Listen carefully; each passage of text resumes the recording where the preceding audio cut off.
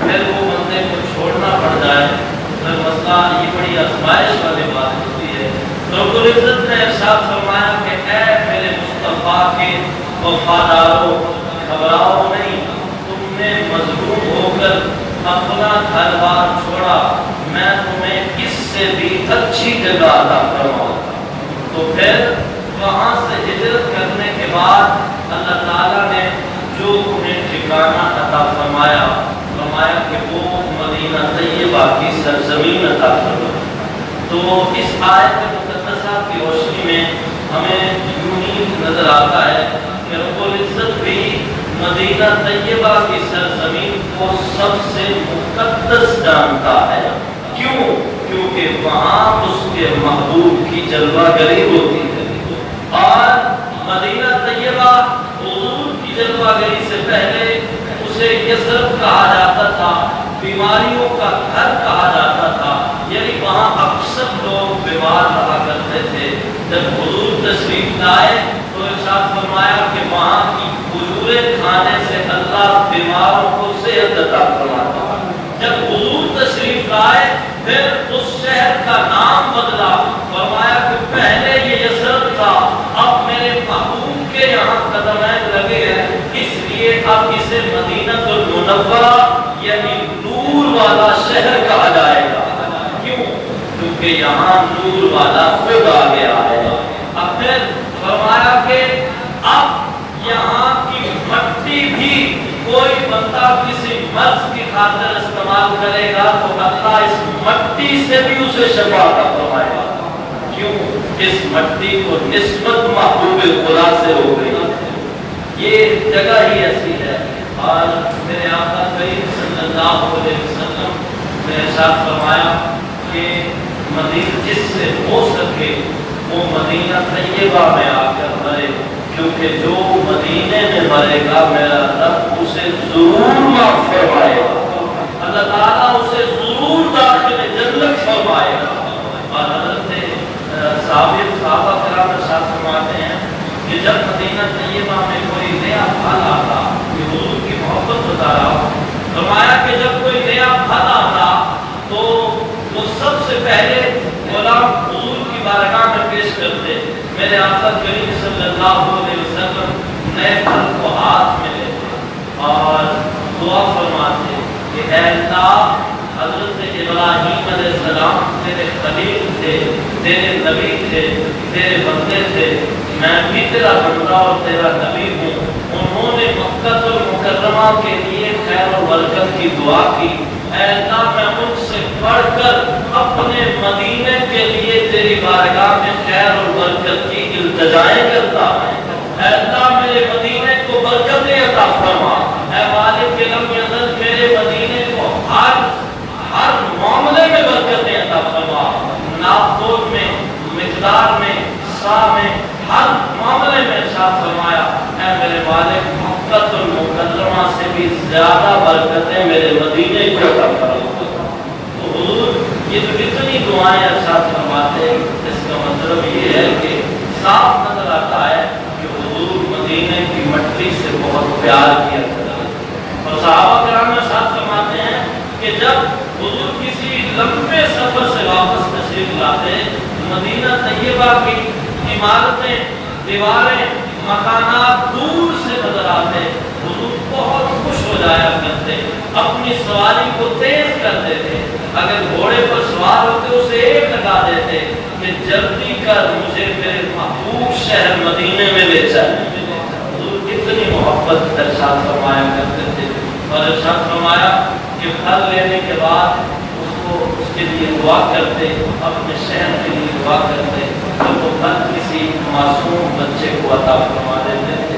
حضرت نبی کائنات صلی اللہ علیہ وسلم نے مدینہ طیبہ کے لیے یہ بھی دعا فرمائی کہ اے اللہ ہمارے لیے مدینہ طیبہ کو اتنا محبوب کر دے جتنا کہ ہمارے لیے اس سے پہلے مکہ المکرمہ تھا، پھر ساتھ ہی عرض کی اے اللہ بلکہ اس سے بھی زیادہ ہمیں اس سے محبت کا شرف عطا فرما۔ یعنی پتہ چلا زیادہ رحمتیں اور برکتیں، اور اگر صاف کہیں تو حضور کی زیادہ محبتیں مدینہ طیبہ میں پائی جاتی ہیں۔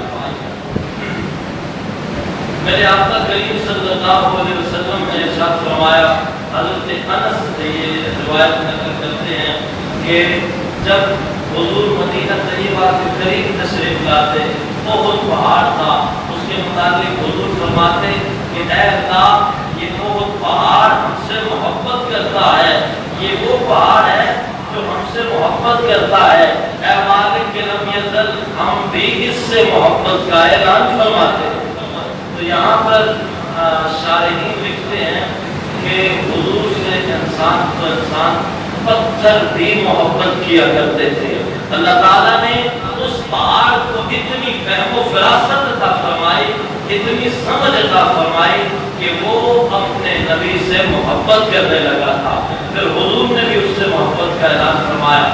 یہاں پر مفسرین فرماتے ہیں کہ پتھر بھی حضور سے محبت کرتے ہیں، جو انسان حضور سے صحیح معنوں میں محبت نہ کرے وہ تو ان پتھروں سے بھی گیا گزرا ہوتا ہے۔ اللہ تعالیٰ نے اس پہاڑ کو علم عطا فرمایا تھا، اس پہاڑ کو فہم و فراست عطا فرمائی تھی۔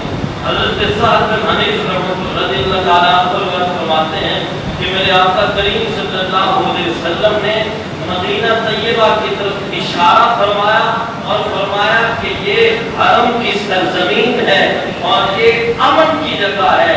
ارشاد فرمایا کہ جس طرح سانپ اپنے سوراخ کے بل کی طرف دوڑتا ہے، اپنے سوراخ کی طرف دوڑتا ہے، جائے پناہ ڈھونڈتا ہے، فرمایا ایک وقت آئے گا ایمان سمٹ کر مدینے میں اکٹھا ہو جائے گا۔ فرمایا کہیں بھی ایمان نہ ہو مدینے میں، اس وقت بھی اللہ اور اس کے رسول کو یاد کرنے والے موجود ہوں گے۔ اور ارشاد فرمایا طاعون کی ایک بیماری ہے، وہ ہر جگہ پھیل سکتی ہے مگر مدینے کی سرزمین میں وہ نہیں آ سکتی۔ کیوں؟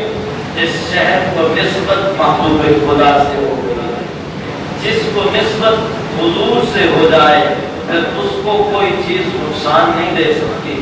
حضرت عمار بن یاسر تھے، وہ انہیں لوگوں نے بہت ستایا، ایمان لانے کی سزائیں دی، آگ میں جلاتے۔ پھر حضور نے ارشاد فرمایا عمار آج کے بعد تجھے کوئی آگ نقصان نہیں دے گی۔ پھر صحابہ کرام ارشاد فرماتے ہیں جس طرح مثال کے طور پر ہمارے بچے گیندوں سے کھیلتے ہیں، عمار بن یاسر چلتے چولہے میں سے انگارے اٹھا کر اسے کھیلا کرتے تھے۔ کیوں؟ حضور نے دعا دی تھی اب عمار کو کوئی آگ نہیں جلائے گی۔ تو جس کو نسبت حضور سے ہو جائے پھر اسے کوئی چیز نقصان نہیں دے سکتی۔ یہاں تک میرے آقا کریم صلی اللہ علیہ وسلم نے ارشاد فرمایا لوگوں دجال ساری دنیا پر آئے گا، ہر سرزمین پر آئے گا، مگر اس کو مدینے میں آنے کی ضرورت پیدا نہیں ہوگی۔ کیوں؟ اس سرزمین کو نسبت محبوب خدا سے ہے۔ تو آج کے درس سے ہمیں سبق یہی ملتا ہے کہ جتنی پکی نسبت حضور سے ہو جائے اتنی آسانیاں ہو جاتی ہیں، اتنی مشکلات دور ہو جاتی ہیں، اتنی رب کی رحمتیں برسنے لگتی ہیں، اتنے دکھوں سے آسانیاں ملتی ہیں، اتنی آسائشیں ملتی ہیں۔ بلکہ میں یوں کہوں گا کہ انسان مسلمان جتنا حضور کا محبوب ہو جائے اتنا ہی اللہ تعالیٰ اسے اپنا محبوب فرما ہوتا ہے۔ رب کی بارگاہ میں دعا ہے رب کریم ہمیں اپنے اور اپنے پیارے محبوب پاک علیہ السلام سے سچی اور پکی محبت کی توفیق عطا فرمائے۔ وآخر دعوانا